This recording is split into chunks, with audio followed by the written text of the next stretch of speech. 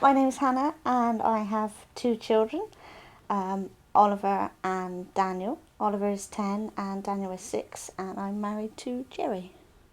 Hi, I'm Hannah's husband. My name's Jerry Quinn. Oliver is 10 and he's been diagnosed with high-functioning autistic spectrum disorder. He's very challenging, but he's lovely. We wouldn't have him any other way. No. Oliver appeared very eccentric when he was little, and when they're little, they're very cute and can get away with an awful lot. But as they grow older, then they're looked at as weird or then other children odd do behaviour, look at and then it's seen as naughty, and that's very difficult. I find it hard when we're out in the parks or play areas when you just can't get on with other children. Somebody will bump into him and it'll be the end of the world, and then you have to leave and it's the end of your day because you know it's not going to happen. It took us a long time to get our diagnosis. We first noticed things weren't quite right, or things were a bit strange when he started school. We went in to speak to the head teacher and the deputy head teacher because we thought Oliver was being bullied. But once we got there, they wiped the floor with us, didn't they, really, saying that Oliver was very naughty, did this, that and the other, and he was in fact bullying other children, and we had it all wrong. And we came out, just before we came out, they told us that perhaps our relationship needed looking at because it was our fault that Oliver behaved the way he did. We were made to feel as if we were bad parents sometimes when you go into school and you feel as if people are challenging you all the time about your child's behaviour through no fault of your own and through no fault of your child. When we got the diagnosis, our paediatrician said to us at the meeting, I advise you to become members of the National Autistic Society. She said, have a look at the website, here's a leaflet, and off you go.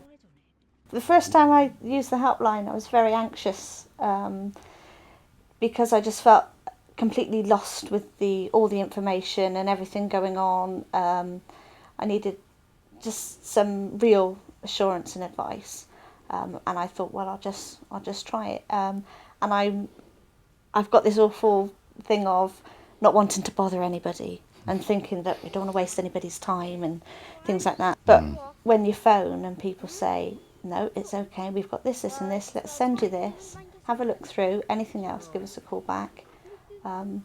Really, really useful. They were compassionate. I remember at one stage, I think you were working late, when I phoned them once, and I just cried on the phone.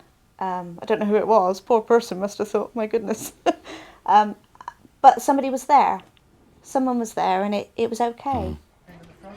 It was the sort of first time that we felt there are people out there that do care about our situation. Yeah.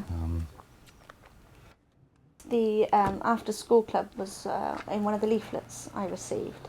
There was a letter from the Southwest branch with details of the out of school club, and I phoned up and two ladies came round, and they were lovely, weren't they? And at the time when they came round, we hadn't told Oliver about his diagnosis because we just didn't know what to do.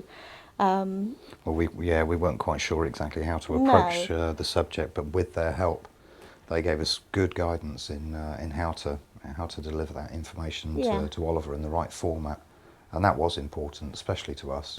He took it all in his stride and took it extremely well. So after school club, they understand him. I think the themes of the activities that's going on inside the club. Him. He's allowed to do the types of things that he wants to do, and if there is a film club side of things, if there is cooking lessons going on, different bits and pieces like that, it's right up Oliver's street. So right from the word go of coming back from school, he's then very excited about going over to there. I'm Becky. I am the project leader for the Bristol and Bath Out of School Club with the National Autistic Society. Oliver's been coming to the club for about 2 years now, I suppose. When he first joined, he was very shy and very self-interested, I suppose. His conversation was very focused on what he likes and what he wants to do rather than interacting well with his peers. He's come an awful long way. There's been lots of ups and downs, lots of difficult times with that. But he's doing fantastically well, really interacts well with the other members here. And I think he gets a lot out of the club in terms of forming a social network, in terms of coming out of the house, which is sometimes a really difficult thing to do for him. I think the club's a fantastic place for the parents as well. It gives them a lot of support, both from myself and from other parents and other families in the group to know they're not alone, to be able to chat to other people going through the same thing, I suppose. Also gives them a bit of a break just to go and enjoy time either with their other children or with their partner, or just to go and do their shopping on their own without having their son with them. So I think it's a really vital time for them to have away from them, both the child and the parent to have time apart. I think Hannah particularly enjoys chatting to the other parents and providing advice and support for them as well. It's a fantastic feeling when you can see a child overcome some of the problems they've had, and particularly when you look back at where they've come from and how much they've changed. I think particularly I used to work with Oliver quite closely, so it's been really, really important to be part of that change, to see how far he's come. I think, as you say, there's highs and lows, and lots of the time it's very hard work, but it's really rewarding as well. Going through this process can certainly test your marriage.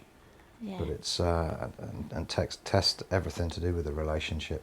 But it's a necessary process, and by the time that you come out at the end of it, you can guarantee you're 10 times stronger. Yeah. He was given to us for a reason. So. Good answer. Oh. It is. It's not easy. It's not easy, but the good parts.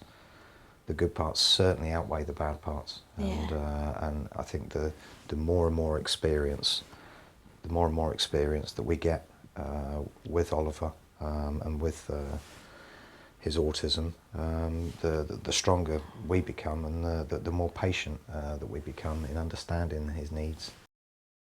The National Autistic Society are always there. There's always going to be something that happens, something new that you're not sure about, and I know I can go back and there'll be somebody there to speak to me, to give me advice, honest, genuine, friendly advice.